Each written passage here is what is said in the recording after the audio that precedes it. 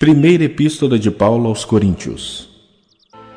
Nisto, porém, que vos prescrevo, não vos louvo, porquanto vos ajuntais não para melhor, e sim para pior. Porque, antes de tudo, estou informado haver divisões entre vós quando vos reunis na igreja, e eu, em parte, o creio. Porque até mesmo importa que haja partidos entre vós, para que também os aprovados se tornem conhecidos em vosso meio. Quando, pois, vos reunis no mesmo lugar, não é a ceia do Senhor que comeis, porque, ao comerdes, cada um toma antecipadamente a sua própria ceia. E há quem tenha fome, ao passo que há também quem se embriague. Não tendes, porventura, casas onde comer e beber? Ou menosprezais a igreja de Deus e envergonhais os que nada têm? Que vos direi? Louvar-vos-ei? Nisto certamente não vos louvo. Porque eu recebi do Senhor o que também vos entreguei, que o Senhor Jesus, na noite em que foi traído, tomou o pão, e, tendo dado graças, o partiu e disse: Isto é o meu corpo que é dado por vós. Fazei isto em memória de mim. Por semelhante modo, depois de haver ceado, tomou também o cálice, dizendo: Este cálice é a nova aliança no meu sangue.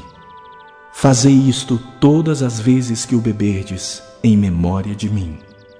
Porque todas as vezes que comerdes este pão e beberdes o cálice, anunciais a morte do Senhor, até que ele venha.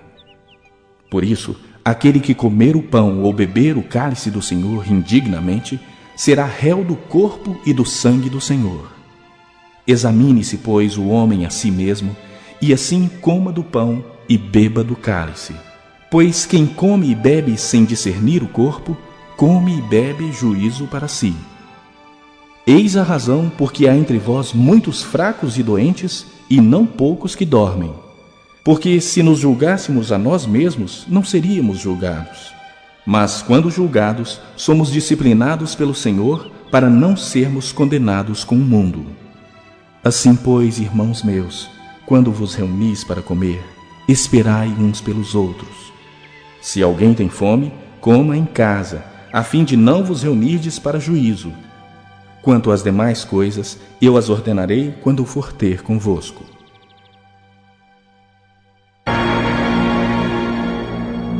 O segundo livro dos Reis, capítulo 5. Naama, o comandante do exército da Síria, era muito respeitado e estimado pelo rei do seu país, porque, por meio de Naama, o Senhor Deus tinha dado a vitória ao exército dos sírios. Ele era um soldado valente, mas sofria de uma terrível doença da pele. Num dos seus ataques contra Israel, os sírios haviam levado como prisioneira uma menina israelita que ficou sendo escrava da mulher de Naamã. Um dia a menina disse à patroa: Eu gostaria que o meu patrão fosse falar com o profeta que mora em Samaria, pois ele o curaria da sua doença. Então Naamã foi falar com o rei e contou o que a menina tinha dito. E o rei ordenou: Vá falar com o rei de Israel e entregue esta carta a ele. Então Naamã saiu, levando uns 350 quilos de prata e uns 70 quilos de ouro e 10 mudas de roupas finas. A carta que ele levava dizia assim: Esta carta é para apresentar Naamã, que é meu oficial. Eu quero que você o cure. Quando o rei de Israel leu a carta, rasgou as suas roupas em sinal de medo e exclamou: Como é que o rei da Síria quer que eu cure este homem? Será que ele pensa que eu sou Deus e que tenho o poder de dar a vida e de tirá-la? Ele está querendo briga.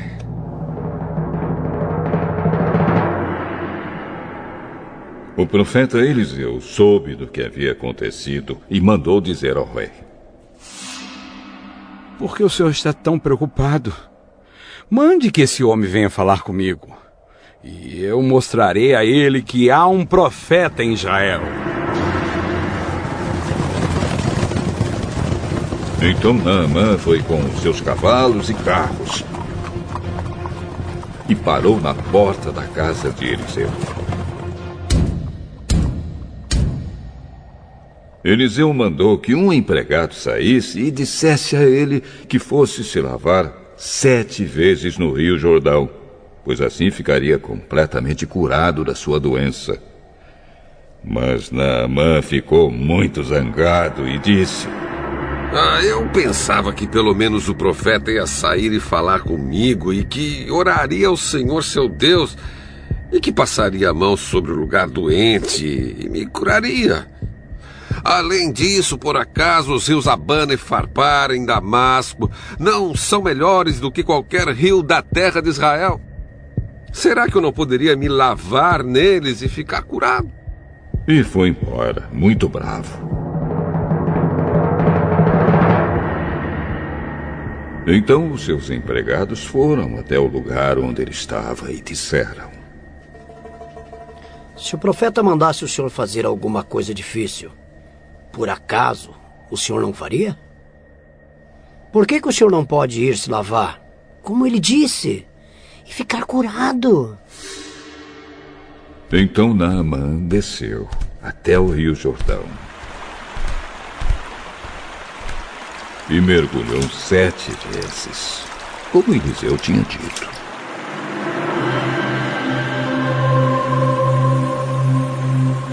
E ficou completamente curado. A sua carne ficou firme e sadia como a de uma criança. Depois ele voltou com todos os seus homens até o lugar onde Eliseu estava e disse: agora eu sei que no mundo inteiro não existe nenhum Deus a não ser o Deus de Israel. Aceite um presente meu, por favor. Juro pelo Senhor, o Deus vivo, a quem sirvo, que não aceitarei nenhum presente. Naamã insistiu com ele para que aceitasse, mas ele não quis. Aí Naamã disse: já que o senhor não quer aceitar o meu presente, então deixe que eu leve para casa 2 mulas carregadas de terra, pois de agora em diante eu não vou oferecer sacrifícios e ofertas que são completamente queimadas a nenhum Deus, a não ser a Deus o Senhor. Mas eu gostaria que ele me perdoasse uma coisa, que é a seguinte: quando tiver de acompanhar o meu rei ao templo de Rimon, o deus da Síria, para lhe adorar, eu vou ter de adorá-lo também. Que o Senhor Deus me perdoe por isso. Adeus. Boa viagem.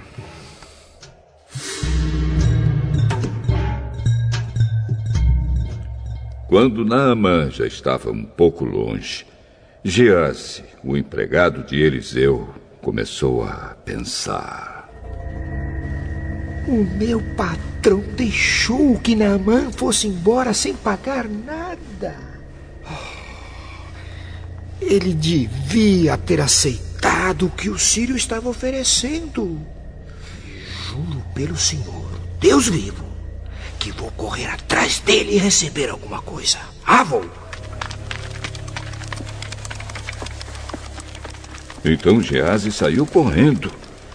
Quando Naamã viu que um homem vinha correndo atrás dele, desceu do carro e perguntou: aconteceu alguma coisa? Não. Mas o meu patrão mandou dizer que agora mesmo chegaram 2 membros de um grupo de profetas da região montanhosa de Efraim.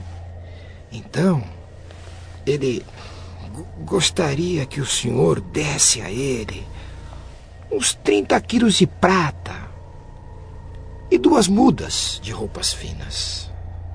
Por favor, leve 60 quilos de prata.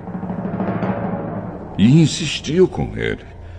Então pôs a prata em 2 sacos Entregou a prata e as 2 mudas de roupas finas a 2 dos seus empregados e mandou que eles fossem na frente de Geazi.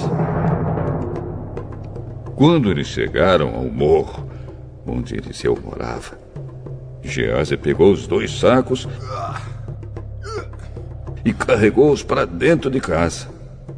Depois mandou embora os empregados de Naamã.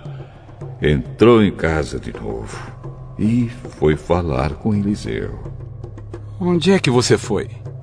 Eu não fui a lugar nenhum. O meu espírito estava com você quando aquele homem desceu do carro para falar com você. Esta não era ocasião para você aceitar dinheiro e roupas e plantações de oliveiras e de uvas, ovelhas e gado, ou empregados e empregadas.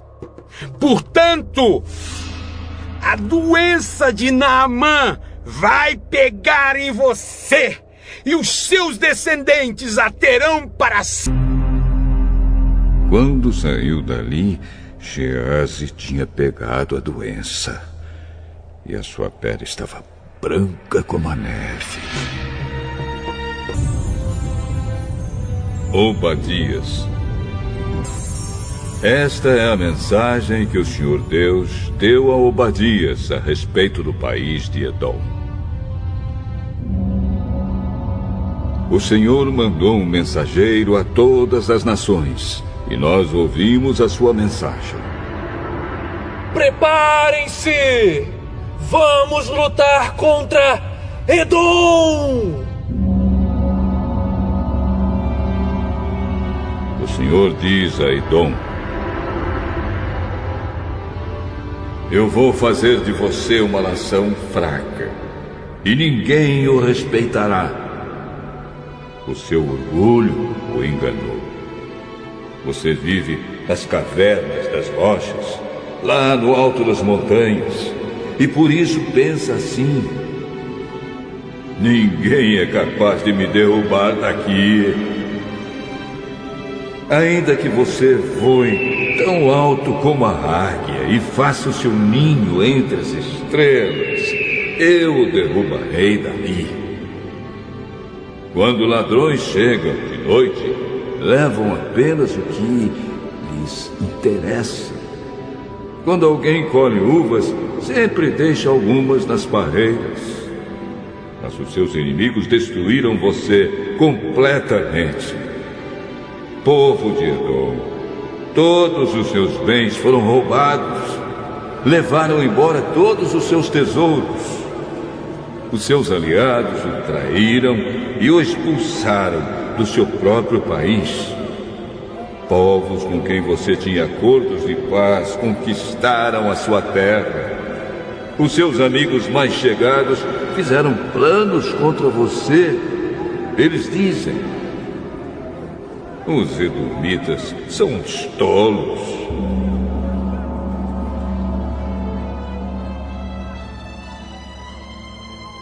O Senhor Deus diz: no dia em que eu castigar Edom, acabarei com todos os seus sábios. Não ficará uma só pessoa inteligente no país. Os soldados de Temã tremerão de medo. Todos os guerreiros de Edom serão mortos.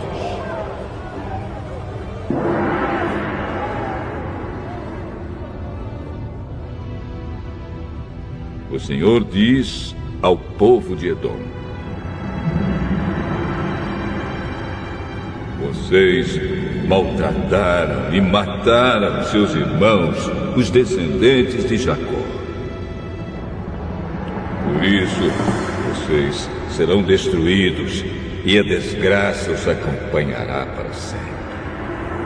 Quando o inimigo derrubou os portões de Jerusalém, entrou na cidade e tirou todas as coisas de valor, vocês não se importaram com isso. Quando aqueles estrangeiros tiraram a sorte para ver quem ficava com as riquezas, vocês fizeram a mesma coisa. Mas vocês não deviam ter ficado alegres com a desgraça dos seus irmãos de Judá. Não deviam ter olhado com prazer quando eles foram destruídos. Não deviam ter zombado deles quando eles estavam aflitos. Quando o meu povo foi derrotado, vocês não deviam ter entrado em Jerusalém, nem deviam ter ficado alegres com a desgraça deles. Quando eles sofreram a derrota, vocês não deviam ter roubado os seus bens. Não deviam ter esperado nas encruzilhadas para matar os que procuravam fugir. Nem deviam ter entregado ao inimigo os que escaparam com vida.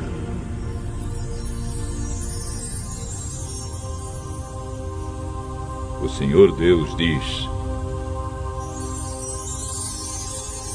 está chegando o dia em que eu vou julgar todas as nações. Aí vocês, edomitas, pagarão pelas suas maldades. Aquilo que vocês fizeram com os outros será feito com vocês. O meu povo já foi duramente castigado no meu Monte Santo. Todas as nações vizinhas sofrerão um castigo ainda mais duro.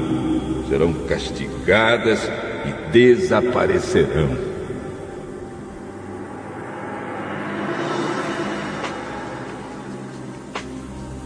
O Senhor diz: mas no Monte Sião, o lugar santo, alguns conseguirão escapar. O povo de Israel possuirá de novo a terra que eu lhe dei. Os povos de Judá e de Israel serão como labaredas de fogo. Eles destruirão os descendentes de Esaú como fogo devora a palha. Nenhum dos edomitas escapará.